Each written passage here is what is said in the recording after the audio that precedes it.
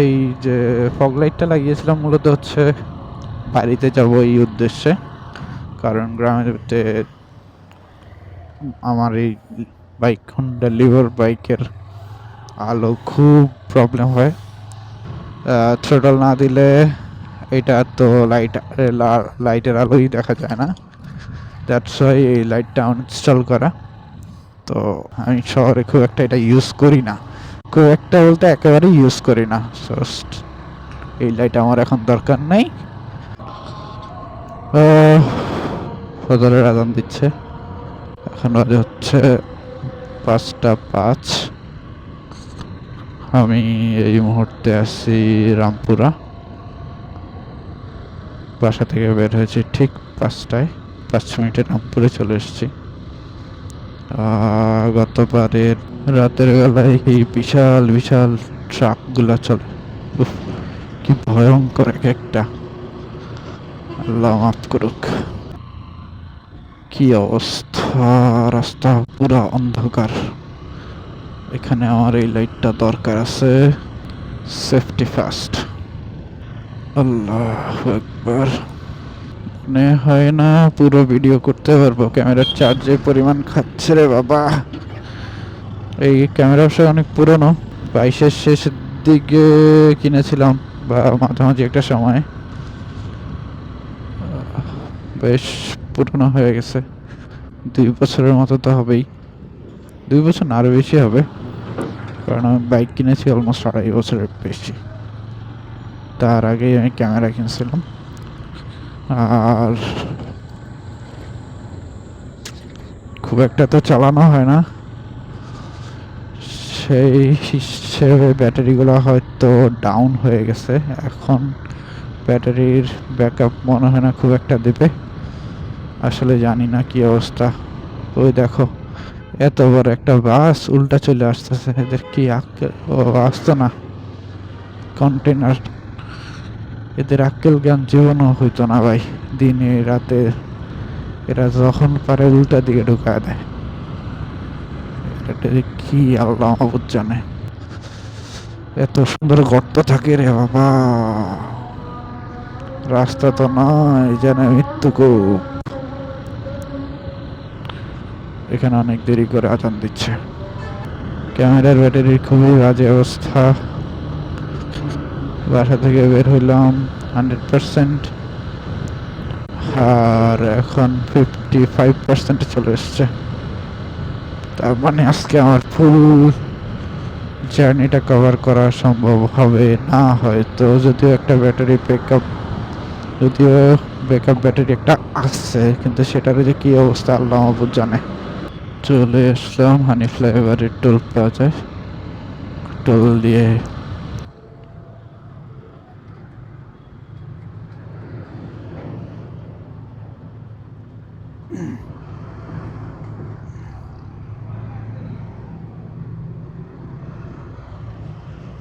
Thank you.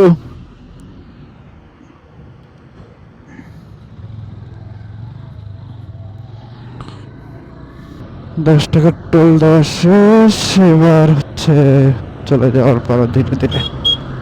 আমার সামনে 3টা বাইক, 3টাতেই ডাবল, ওনারা ট্যুরের উদ্দেশ্যে বের হয়ে পড়ছে।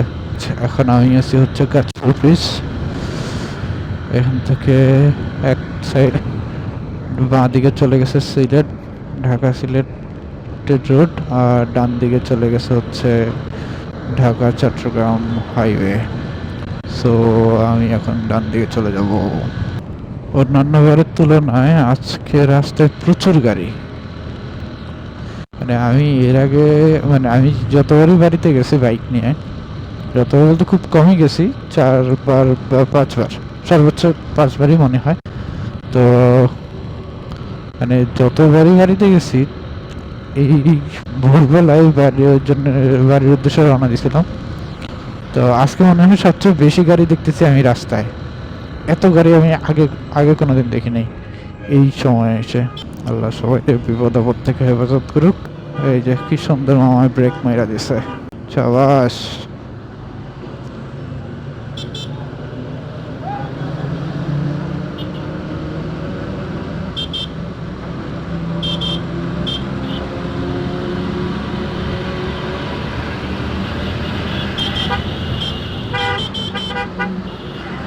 বুঝছি, এই পাগলা রাস্তা ছাড়বে না। এই লোকটা খুবই বাজে। এই লোকটা কি গাড়ি চালাইতেছে না কি আল্লাহ মাহবুব জানে। যাক, আমি আমার মতো করে আস্তে ধীরে চালাই। আমার এত তাড়াহুড়ো নাই। শান্তি পাইলাম না। অন্যান্য বারের তুলনায় আজকে রাস্তায় প্রচুর গাড়ি, বুঝলাম না। তাড়াতাড়ি বাইর হলাম, ভাবলাম রাস্তায় গাড়ি কম থাকবো, নিজের মতো করে আস্তে ধীরে চলে যাবো। একদম তো রাস্তায় প্রচুর গাড়ি চলতেছে, তার উপরে হচ্ছে উল্টা দিক থেকে অটোগুলো আসতেছে, ওগুলো যে কি বিপজ্জনক। উফ, রাস্তা থেকে চোখ সরানোই যাইতেছে না, ভয়ঙ্কর। আচ্ছা, বরাবর আস্তে আস্তে কিন্তু দিনের আলো ফুটতেছে, কিন্তু এই ট্রাকটা আমার সামনে থেকে না আসলে তো আপনাদেরকে দেখাতে পারবো না। দেখি ওর সামনে কিভাবে যাওয়া যায়। বেশি বামে চাপতে পারতেছি না, তার কারণ হচ্ছে থ্যাংক ইউ ও আমাদের সাইড দিয়ে দিয়েছে। ওকে, এখন আমি আপনাদেরকে দেখাতে পারবো। আস্তে আস্তে দিনের আলো বেশ ফুটতেছে, আর প্রচন্ড পরিমাণে কুয়াশা। মানে খুব বেশি একটা দূরে দেখা যাচ্ছে না, কুয়াশা বেশ ভালো কুয়াশা পড়তেছে। ওয়েদারটাও কিন্তু জোস। ও, আর একটু পরে আমার ফগ লাইট অফ করে দিলেই সম্ভবত হবে, আশা করি। আমিও ফগ লাইট অফ করে দিয়েছি। দেখতে পাচ্ছেন কিনা আপনারা জানি না, আসলে অনেকটা কুয়াশা দেখা যাচ্ছে। ওই দূরে তাকালে বোঝা যায় যে কুয়াশাটা বেশ ঠান্ডা লাগছে। এই জন্যে আমি আজকে ড্যানিম শার্ট পরে এসেছি, যে রাস্তায় ঠান্ডা থাকবে, আগে থেকে সতর্ক থাকা ভালো। পুরা মনে হচ্ছে মেঘের মধ্যে ঢুকে গেছি, এরকম লাগতেছে উল্টা দিকের লাইটের কারণে। আকাশ মোটামুটি পরিষ্কার হয়ে গেছে, হয়তো মিনিট 5-এর মধ্যেই সূর্যের আলোটা বেশ প্রখর হয়ে যাবে। ভোরের আলো ফোটা শুরু হলো, আস্তে আস্তে আকাশে আলো দেখা যাচ্ছে। এখন ঘড়িতে 5:52।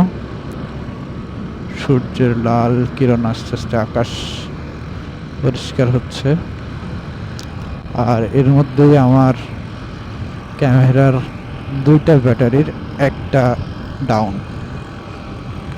আর বাকি একটা দিয়ে জানি না কতদূর ভিডিও করতে পারবো। পুরা কুমিল্লা পর্যন্ত আসলে যেতে পারবো কিনা, যাক দেখি একটু করে করতে পারি কিনা, আল্লাহ ভরসা। আচ্ছা, আমি চলে এসেছি মেঘনার টোল প্লাজায়।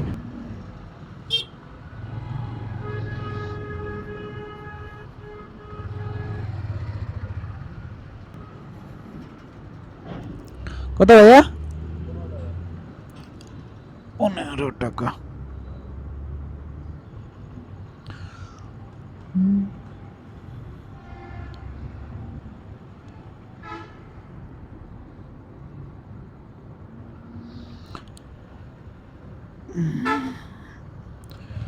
টোল দেওয়া শেষ, এবার মেঘনা ব্রিজে ওঠার পালা। ও জমিদার সাহেব, একটু দেখাতে চলেন। আমি এখন উঠে যাচ্ছি হচ্ছে মেঘনা সেতুতে। সো এখান থেকে দেখতে পাচ্ছেন ভিউটা, মাশাআল্লাহ অসম্ভব সুন্দর লাগছে দেখতে, সুবহানাল্লাহ। আমার ফোনে কেমন লাগছে? ফোনে কি দেখা যাচ্ছে? না, ফোন দেখা যাচ্ছে না খুব একটা, তবে এইটা দেখা যাচ্ছে। কিন্তু ওইদিকে ঠান্ডাটা নাই, ঠান্ডাটা কেটে গেছে। ওইদিকে গাছপালা ছিল অনেক, ওইদিকে যে পরিমাণ ঠান্ডা ছিল, নদীর উপরে একটা গরম বাতাস পাওয়া যাচ্ছে। কুয়াশা রে কুয়াশা, ওই দূরে কুয়াশা দেখা যায়, বাট আকাশ আর জমিন দুইটার যে দৃশ্যটা, এটা অসাধারণ। 1 ঘন্টা লাগে নাই, 58 মিনিট লেগেছে আমার মেঘনা পার হতে। আসলে ক্যামেরা বন্ধ করতে ইচ্ছা করতেছে না, কিন্তু কি করব, সূর্যটা আরেকটু উপরে উঠুক, আলোটা আরেকটু ফুটুক, তারপরে আবার দেখা হচ্ছে। টাটা। কি দৃশ্য, সুবহানাল্লাহ। এই দৃশ্য সকালবেলা না আসলে মিস হয়ে যাবে। দূরের যে মেঘগুলা দেখে মনে হচ্ছে সরি জাফলং এর দূরের থেকে যে পাহাড়গুলো, ইন্ডিয়ার পাহাড়গুলো দেখা যায় মেঘালয়ের দূরের এই মেঘের ভাঁজটা দেখে মনে হচ্ছে যে আমি আস্তে আস্তে পাহাড়ের দিকে এগিয়ে যাচ্ছি। সত্যি কথা বলতে আসলে অসাধারণ লাগছে। ওহ, আমি এখন আছি দাউদকান্দি ব্রিজে। দাউদকান্দি ব্রিজ বলতে ঘুমতি ব্রিজ আজকে। সুবহানাল্লাহ, আল্লাহ কি সাজাইছে, আল্লাহ লা ইলাহা ইল্লা আনতা সুবহানাকা ইন্নী কুনতু মিনাজ জালিমিন। লা ইলাহা ইল্লাল্লাহ মুহাম্মাদুর রাসূলুল্লাহ সাল্লাল্লাহু আলাইহি ওয়াসাল্লাম। দারুণ লাগতেছে, এক কথায় অসাধারণ লাগতেছে। মনে হচ্ছে সত্যি, মনে হচ্ছে আমি পাহাড়ে চলে যাচ্ছি। উফ, কি দারুণ ভিউ। হ্যাঁ, ওই টাওয়ার দেখা যাচ্ছে না, শুধু মাথা দেখা যাচ্ছে। নিচের দিকে কুয়াশা পড়াতে উপরে টাওয়ার মাথাটা শুধু দেখা যাচ্ছে।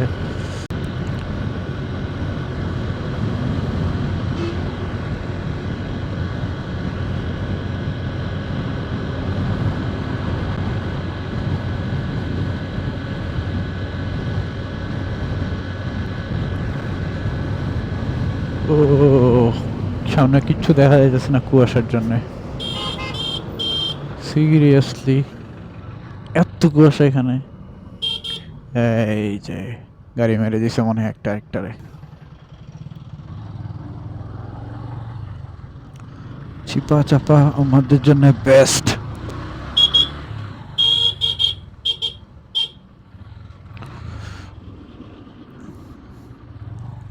টানটানা। আরে মামা, তুমি আবার এদিক দিয়ে রেখে দিলা। ওকে, নো প্রবলেম ব্রোস। এইটা হচ্ছে সবচেয়ে মজার বিষয়, যে বাইক নিয়ে দাঁড়ায় থাকতে হয় না, চিপা চাপা দিয়ে কাল্টি মেরে দেওয়া যায়। এই জন্যই সব বাসওয়ালারা খেপা বাইকারদের উপরে। তারা এত বড় গাড়ি, এত দামি দামি গাড়ি নিয়ে তারা রাস্তার মধ্যে বসে থাকে ঘন্টার পর ঘন্টা, আর আমরা এই ছোট্ট ছোট্ট বাইক নিয়ে ট্রিডিং ব্রিং করতে করতে মোটামুটি গন্তব্যে পৌঁছায় যাই।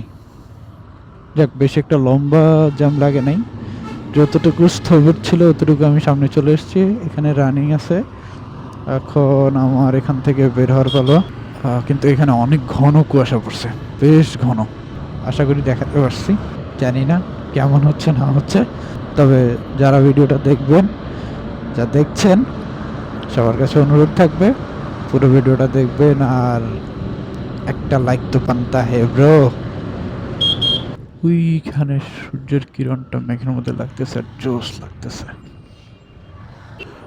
ঢাকা চট্টগ্রাম হাইওয়েতে আমি যেটা মনে করি দুর্ঘটনা ঘটার সবচেয়ে বড় কারণ হচ্ছে যে উল্টা দিক দিয়ে সিএনজি, অটো, মাঝে মাঝে দেখবেন যে বাস পর্যন্ত উল্টা দিক দিয়ে চলে আসে, যেটা খুবই ডেঞ্জারাস। যাবো, আচ্ছা জাগা, এইটার জন্যে মানে কি বলবো, মানে আর কি বলার আছে। এরা বা উল্টা দিক দিয়ে যেভাবে যাতায়াত করে, এদের জন্য একটা সার্ভিস লেনের দরকার ছিল।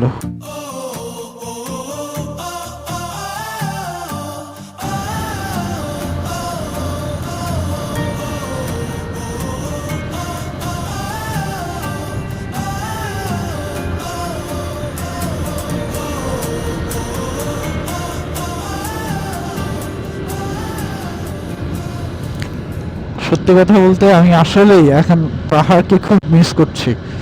এমনটা মনে হচ্ছে যে পাহাড়ের ওই পাশে সূর্যটা লুকিয়ে আছে, তার আলোটা আস্তে আস্তে উপর থেকে আস্তে ছড়াবে।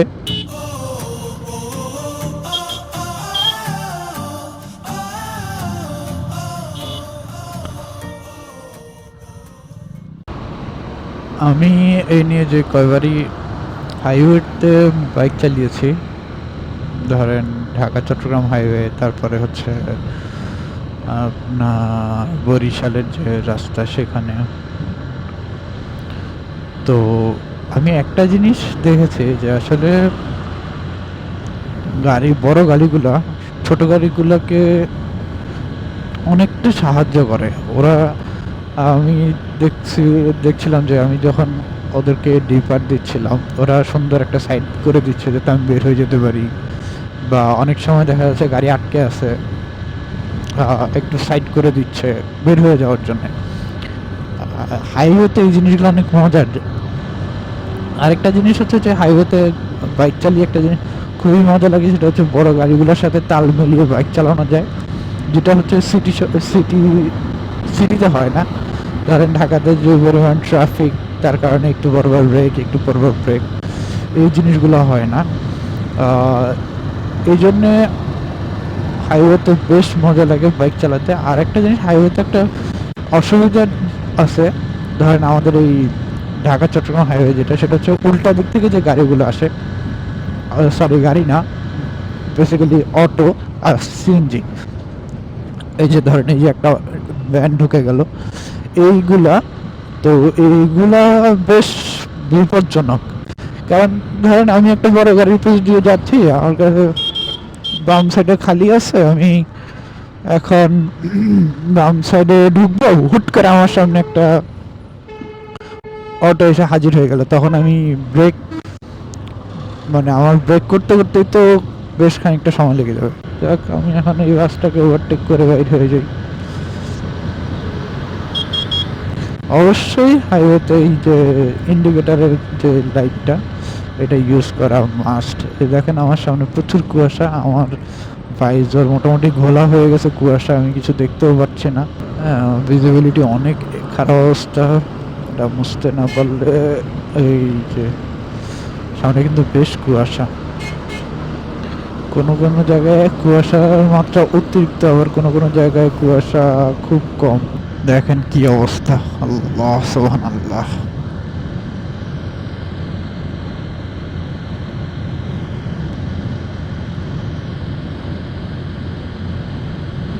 একটা মুরব্বীকে তো দেখলাম, উনি তার পিছে হাত দিয়ে সুন্দর মতো লুঙ্গিটা ধরে রাস্তার বেশ এই লাইন বরাবর মাঝখান দিয়ে হাঁটতেছে। তখন আমি বললাম যে আরেকটু মাঝখানে আসতে। সূর্য অনেকটা উপরে উঠে গেছে, কিন্তু কুয়াশা কিন্তু কাটে নাই।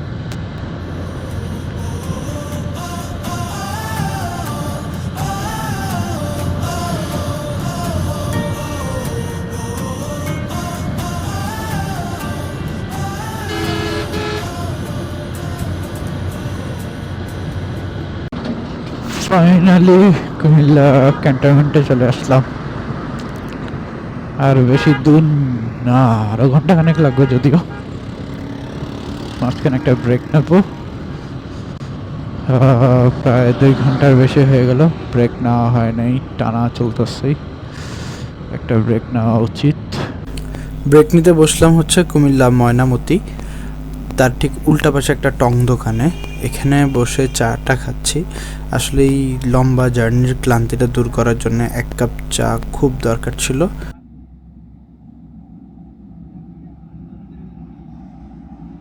লম্বা সময় আধা ঘন্টার মতো বসেছিলাম, চা খেলাম, ব্যাগটা পিছনে বাঁধলাম, অনেকক্ষণ কাঁধে রাখছি, তো ভাবলাম যে এবার বেঁধেই ফেলি। ব্যাগটা বাঁধলাম, আর আধা ঘন্টা ব্রেক নেওয়ার পরে আবার শুরু। বাকি আছে 50 কিলো। এখন আমি আছি ময়নামতিতে। এখান থেকে কত ঘন্টাখানেক লাগবে আশা করি, আর একটু বেশি লাগতে পারে। ইনশাল্লাহ 9টার মধ্যে বাড়িতে ঢুকতে পারবো আশা করি, বাকিটা উপরওয়ালার হাতে। বাড়ি পর্যন্ত ক্যামেরা আর অন থাকলো না।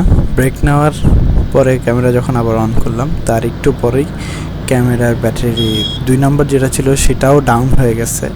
সো আমার এখান থেকেই বিদায় নিতে হচ্ছে আজকের এই ভিডিও থেকে। সবাইকে অসংখ্য ধন্যবাদ ভিডিওটি দেখার জন্য। সবাই সুস্থ থাকবেন, ভালো থাকবেন। আসসালামু আলাইকুম।